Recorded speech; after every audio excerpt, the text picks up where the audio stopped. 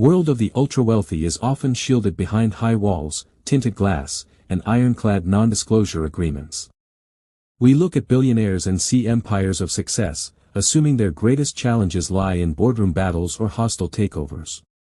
But behind the glittering facade of public triumph, the most brutal wars are often fought in absolute silence, hidden within the pristine hallways of private estates. This is the story of Julian Vance, a man who built a software empire worth $11 billion, and Maya, a child whose existence he spent 7 years aggressively erasing from his public life, until a single, seemingly ordinary photograph exposed a truth that no amount of money could buy back. For Julian Vance, life was a game of absolute control.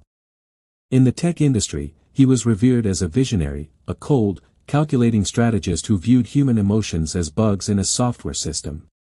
To Julian, vulnerability was a liability. When his brief relationship with Clara, a dedicated pediatric nurse, resulted in an unexpected pregnancy, Julian didn't see a miracle, he saw a threat to his meticulously curated legacy. His legal team moved with terrifying efficiency, presenting Clara with a choice: accept a modest, quiet settlement with a strict non-disclosure clause, or face an endless, draining legal battle against a multi-billion-dollar apparatus that could easily crush her.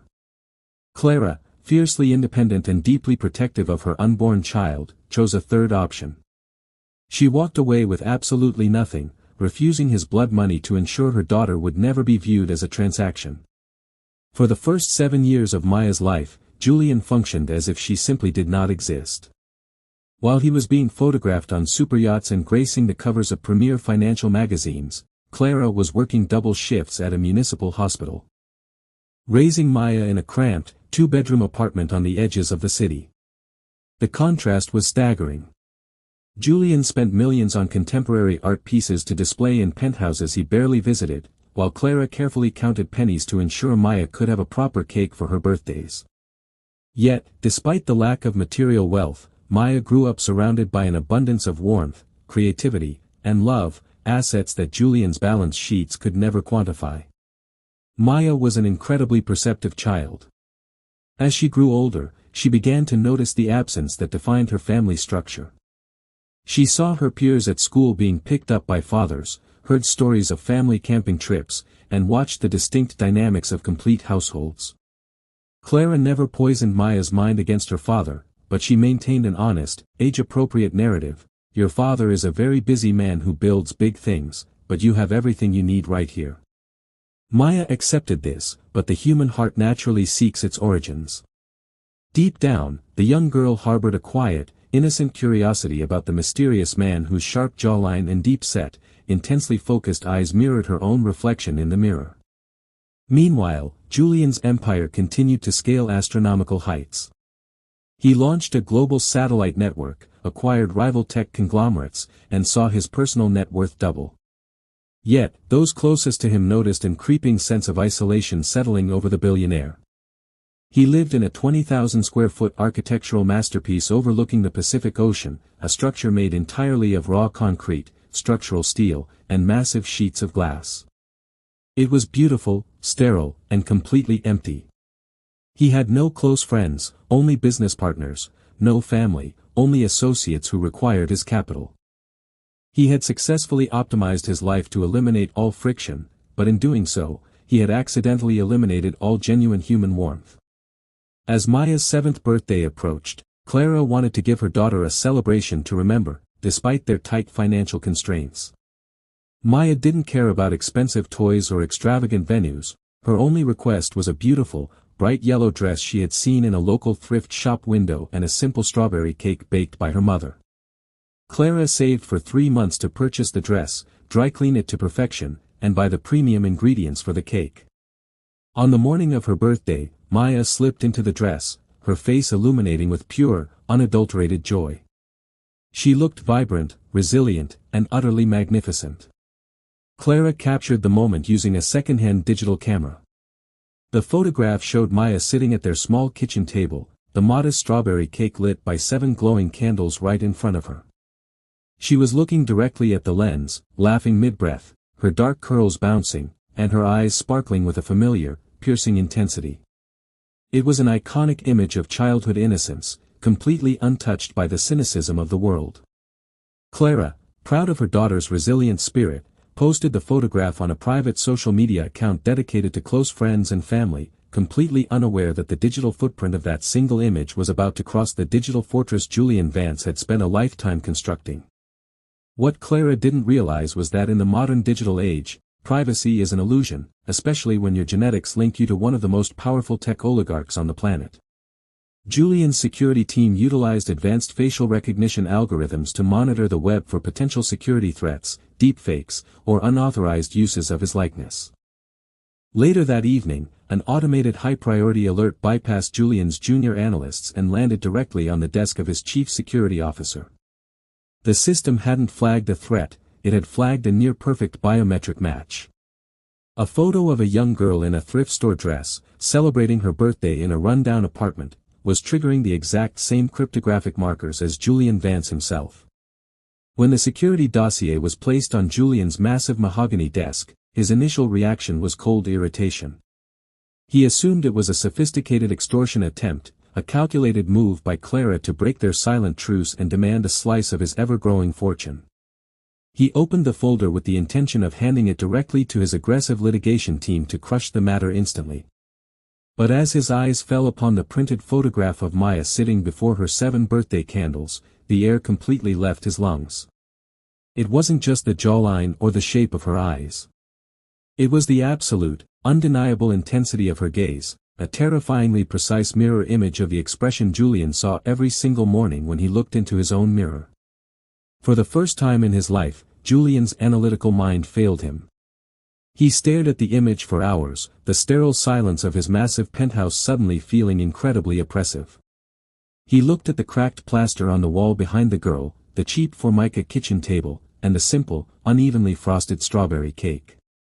This child carried his exact DNA, yet she was living a universe away from his reality. The contrast was a violent shock to his system.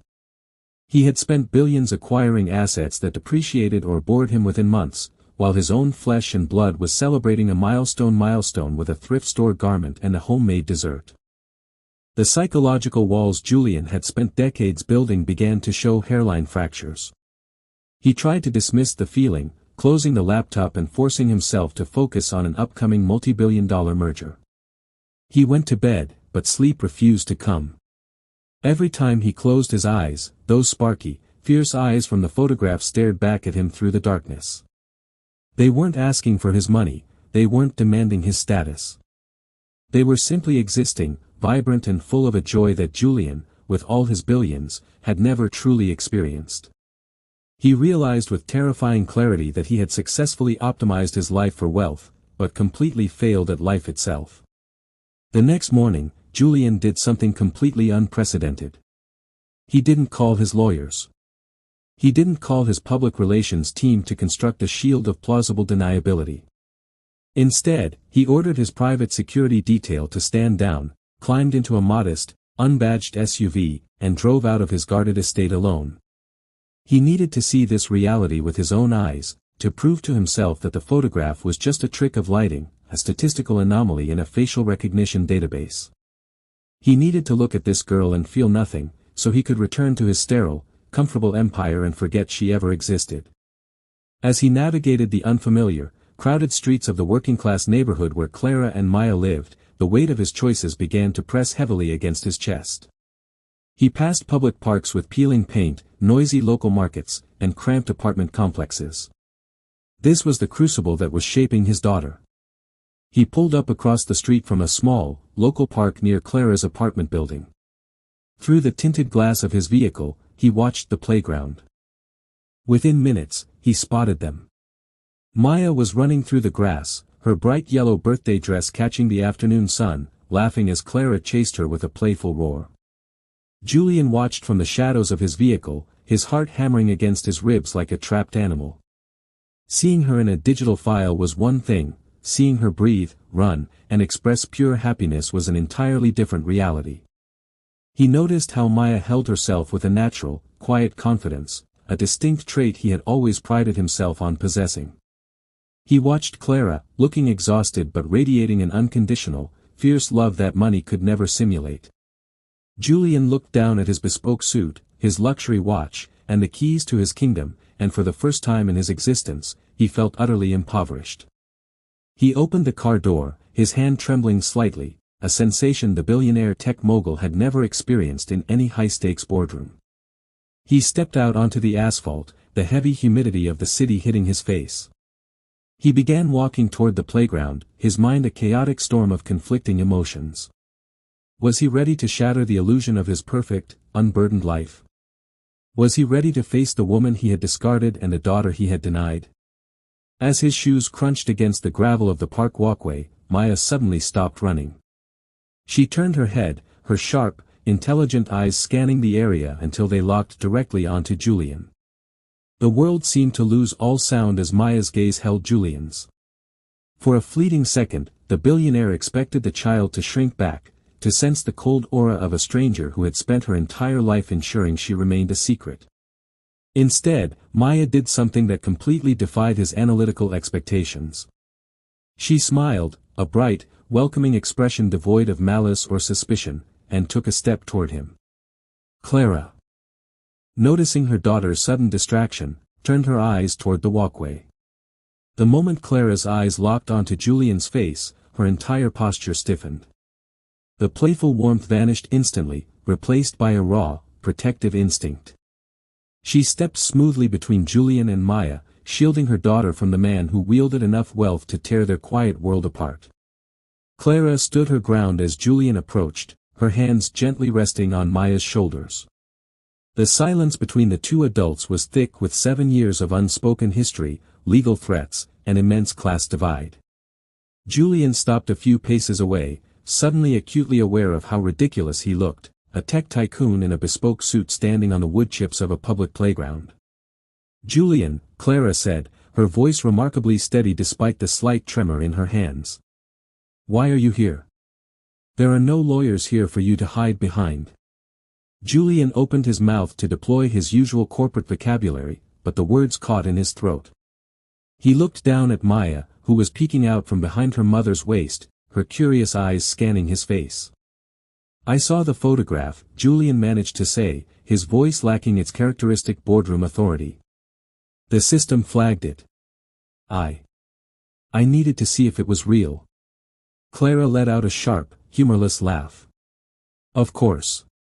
A computer program told you your daughter exists, so you finally decided to look. She's real, Julian.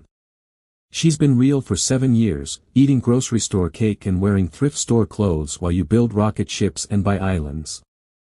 The words were sharp, but they weren't delivered with scream, they were delivered with the heavy, unshakable weight of truth. Julian felt a profound pang of shame, a completely foreign emotion that disrupted his entire psychological framework. Before Julian could construct a defense, Maya stepped out from behind her mother. She looked up at the towering billionaire, her expression analytical. You have the same eyes as me, she stated plainly, her childhood innocence cutting straight through the complex web of adult deception. Julian knelt down on the gravel, bringing himself to eye level with the child for the very first time. Up close, the resemblance was undeniable. Yes, Julian whispered, his heart pounding erratically. I suppose I do. Maya smiled, reaching into the small pocket of her yellow dress and pulling out a small, slightly squished piece of strawberry cake wrapped carefully in a napkin. It's my birthday, she said cheerfully. Do you want some? The sheer innocence of the gesture shattered the final remnants of Julian's emotional armor. He stared at the crumpled napkin, realizing that this child, whom he had actively denied and legally erased, was offering him a piece of her modest celebration without asking for a single thing in return. But just as Julian reached out to accept the offering, a sleek black sedan pulled up sharply to the curb of the park. 2 men in dark suits stepped out, tracking Julian's movements with intense urgency. It was his senior executive security team, led by Marcus, a man paid millions to protect Julian from the world, and from himself. Marcus approached rapidly, his eyes scanning Clara and Maya with professional suspicion. Sir, Marcus said loudly, interrupting the fragile moment. We have an emergency. The board of directors has called an urgent session. The proprietary source code for your global satellite network has just been leaked online. Shares are plummeting, and activist investors are already moving to seize control of the company. We need to get you to the secure bunker at headquarters immediately. Julian froze. His tech empire, the thing he had sacrificed his humanity to build, was actively catching fire. The cold, calculated businessman inside him screamed to run to the car, to save his $11 billion legacy from destruction. Julian looked back at Clara, whose face had instantly hardened, confirming her worst fears about him. She took Maya's hand and began walking away toward their apartment building, refusing to be a background footnote in his corporate drama. Go save your empire, Julian, Clara said quietly over her shoulder. It's what you actually love anyway. Julian stood at the crossroads of his entire existence. On one side was the black sedan, the flashing corporate monitors, and the frantic preservation of his astronomical wealth. On the other side was a little girl in a yellow dress, walking away into a crowded city apartment, taking the only genuine piece of human connection he had ever been offered with her. Marcus pulled open the car door, the engine humming impatiently. Sir, we have to go right now. Every second is costing you tens of millions. Julian looked at the car, then looked back at the retreating figures of Clara and Maya. The contrast was absolute. His wealth was screaming at him, but for the first time in his hyper-calculated life, Julian realized that an empire of stone and software is completely worthless if you have to sit on the throne entirely alone. He took a deep, steadying breath, turned his back on the open luxury car door, and did something that would send shockwaves through the global financial markets. Julian looked directly at Marcus, his face completely calm as the corporate world collapsed around him. Let it burn, Julian said, his voice quiet but carrying an unshakable weight. Marcus stared at him, utterly paralyzed by the statement. Sir. Your entire life's work, my life's work is walking away from me, Julian interrupted, turning his back on the luxury sedan and sprinting toward the park gates. He left his security detail standing on the sidewalk in absolute disbelief. For the first time in his 34 years, Julian Vance wasn't running toward a financial victory, he was running to prevent the absolute bankruptcy of his soul. He caught up to them just as they reached the heavy iron doors of their apartment building. Clara, wait, he gasped, his breath ragged, his pristine suit jacket discarded somewhere on the gravel path behind him. Clara turned, her eyes flashing with a mixture of anger and deep exhaustion. What are you doing, Julian? Your people said you're losing everything. Go fix it. Julian stopped, his chest heaving as he looked at Clara, and then down at Maya, who was watching him with wide, curious eyes. I don't care about the company anymore, Julian said, the truth tearing out of him unfiltered. I spent 7 years believing that if I controlled enough of the world, I'd never be vulnerable. But looking at that photograph last night, looking at her today, I realized I haven't been controlling my life. I've been hiding from it. Clara crossed her arms, her defensive posture unyielding. A pretty speech, Julian. But a photograph doesn't undo 7 years of calculated silence. It doesn't undo the lawyers you sent to threaten me when I was pregnant and terrified. You wanted an empty world, and you built one. Why change the narrative now? Julian took a step closer, slowly lowering himself to his knees on the concrete steps of the apartment building, completely exposed to the stares of passers-by. Because I was a coward, he whispered, the admission cutting through his lifelong pride. I thought legacy was built on servers and balance sheets. It's not. It's built on the people who carry your light into the future. I don't want to save the empire, Clara. I want to save whatever chance I have left to be a father. Maya looked at her mother, then stepped forward, her small hand gently tugging on Julian's sleeve. If you stay, can we finish the cake? She asked innocently. A tear finally broke free from Julian's eye, tracing a path down his sharp cheekbone. He nodded, unable to speak. Clara looked at the man kneeling before her, the terrifying billionaire mogul completely stripped of his armor, reduced to a desperate parent begging for a second chance. The heavy silence stretched between them for what felt like an eternity before Clara let out a long, slow breath. The iron walls of her own resentment began to soften. She unlocked the building door and gestured inside. The kitchen is small, she said quietly. But there's enough room for 3. While the global financial news channels broadcast frantic, breaking reports about the unprecedented collapse of Vance Industries stock, the founder himself was sitting on a mismatched wooden chair in a cramped apartment, eating a piece of slightly smashed strawberry cake off a paper plate. Julian didn't look at his phone once. He listened to Maya talk about her school drawings, her favorite books, and how she wanted to be an astronaut so she could see the entire world at once. Julian listened with an intensity he had never applied to any corporate presentation. He was learning the intricate geography of his daughter's mind, discovering a brilliant, curious spirit that owed absolutely nothing to his wealth, but everything to Clara's devotion. As evening turned to night, Maya grew tired, her eyes fluttering shut as she leaned against Julian's side.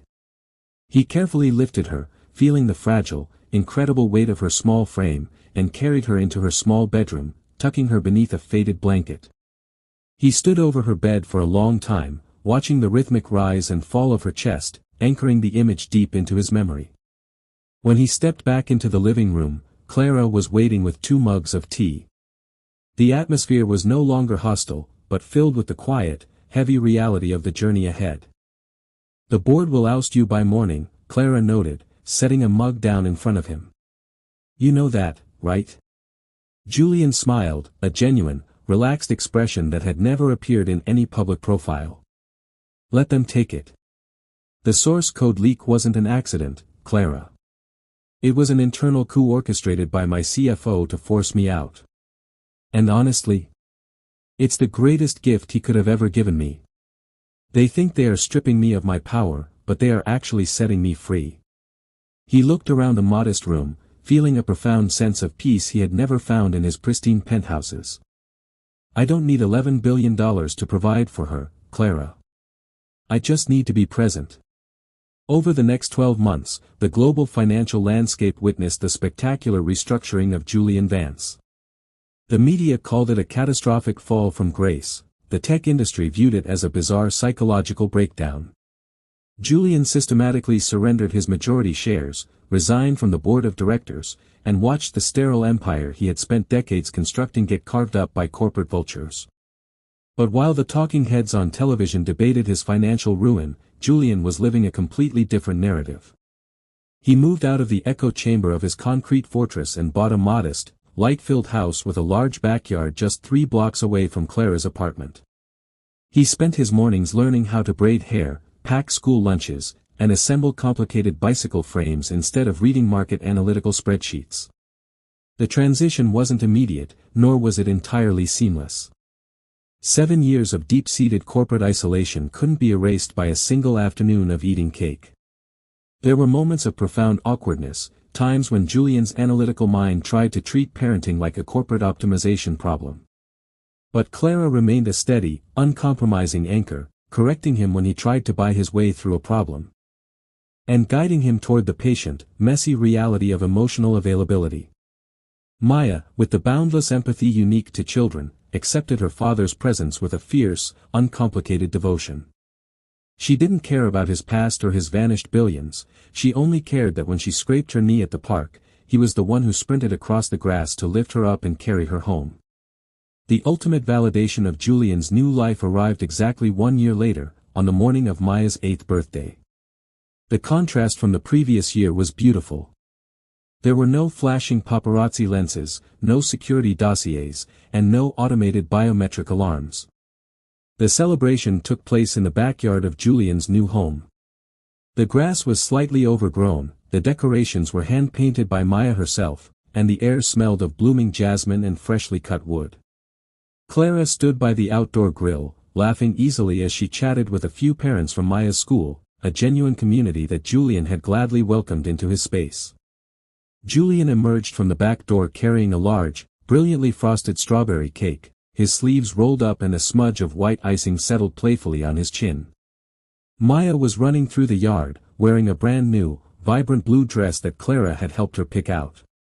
As she saw her father approaching the picnic table with the cake, she stopped in her tracks, her face instantly lighting up with that same, unforgettable radiance that had originally captured Julian's soul through a computer screen 12 months prior. Everyone gathered around the wooden table as Julian set the cake down, carefully striking a match to light the 8 glowing candles.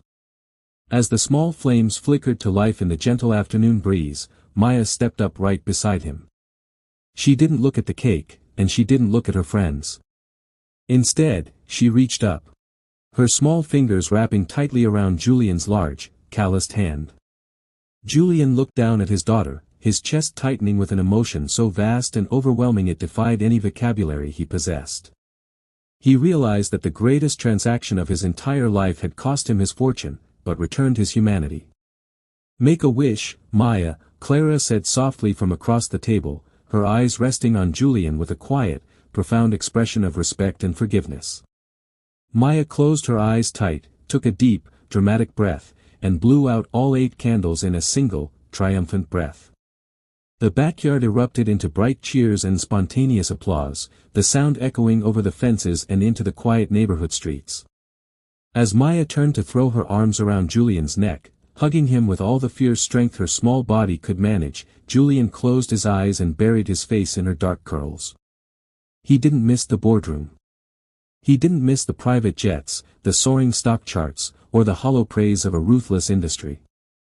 As he held his daughter tight, feeling the steady, vibrant beat of her heart against his chest, the former billionaire knew with absolute, mathematical certainty that he had never been richer. He had finally built something that could never be leaked, sold, or taken away. He had built a home.